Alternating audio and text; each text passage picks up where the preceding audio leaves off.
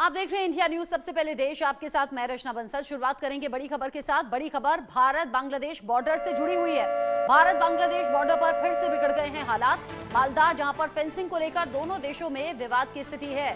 दोनों देशों के नागरिकों के बीच में झड़प देखने को मिली है।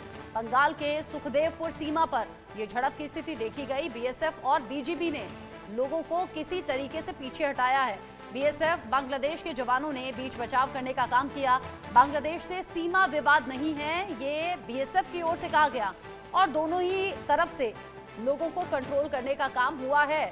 यहां आप मालदा में देखिए, जहां पर सीमा है, सीमा पर ही बांग्लादेश और बंगाल दोनों ही साइड के जो नागरिक हैं वो नागरिक भिड़ गए।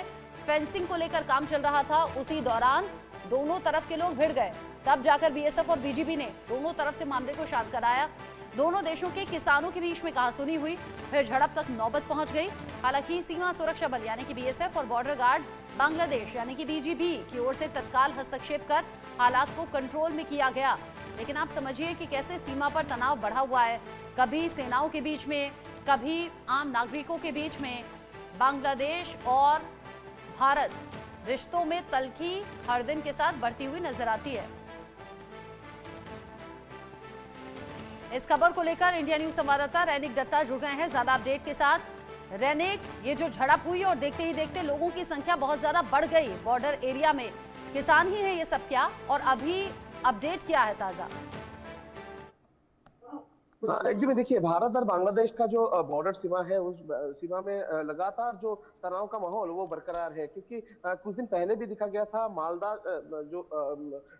मालदा में जो बांग्लादेश भारत का जो बॉर्डर है उस जगह में इसके पहले भी जब फेंसिंग लगाया जा रहा था, उसी टाइम पर फेंसिंग का काम बीजीबी की तरफ से रोक दिया गया था। और जो विलेजर्स का कहना है कि उस टाइम पर बीजीबी की तरफ से थ्रेट भी दिया गया था कि अगर फेंसिंग लगाया जाएगा तो वो लोग गोली भी चला सकते हैं। ठीक उसके 2 दिन बाद फ्लैगशिप मीटिंग हुआ। फ्लैगशिप मीटिंग होने के बाद डिसीजन हुआ कि 17 तारीख से फिर फेंसिंग का जो काम है वो चालू हो जाएगा। मगर उसके बाद भी देखा गया कल जब फेंसिंग का काम चल रहा था, ठीक उसी टाइम पर बांग्लादेश का कुछ गांव वाले भारत का जो सीमा उल्लंघन करके वो लोग भारत के जो जमीन है उस जमीन पे आ पड़े थे।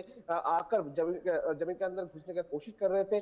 करीब 30 से 50 लोग उधर शामिल थे, ऐसा ही विलेजर्स का कहना है। और ठीक उसी टाइम पर जब वो बांग्लादेशी लोगों को रोकने का कोशिश बीएसएफ की तरफ से किया जा रहा था, ठीक उसी तरह बीएसएफ को देखते हुए और जो गांव वाले थे, भारत के जो गांव वाले हैं उनको देखते हुए बांग्लादेशी जो गांव वाले उनकी तरफ से बम चार्ज भी किया गया है, ऐसा अभियोग किया जा रहा है। दूसरी तरफ देखा जाए तो बीजीबी की तरफ से भी बीएसएफ जब इन लोगों को हटाने का कोशिश कर रहे थे तब बीजीबी की तरफ से भी रोकने का कोशिश किया गया था, ऐसा भी कंप्लेंट सामने आ रहा है। यानी एकदम साफ है कि बीजीबी जिस तरीके से पहले दिन से ये फेंसिंग का काम रोकने के लिए मजबूर कर रहे थे, जोर दे रहे थे, उसका ही नतीजा और अभी पीछे दिखने को मिल रहा है। क्योंकि अगर शमशेरगंज का बात किया जाए तो शमशेरगंज में भी इस तरीके का घटना घटा है, मेखलीगंज में भी इस तरीके का घटना घटा है, मालदा में भी फिर से इस तरीके का जो घटना सामने आया है। तो बार बार से जो जिस जगह में बीएसएफ की तरफ से जिस जगह को ब्लैक स्पॉट डिक्लेयर किया गया है, यानी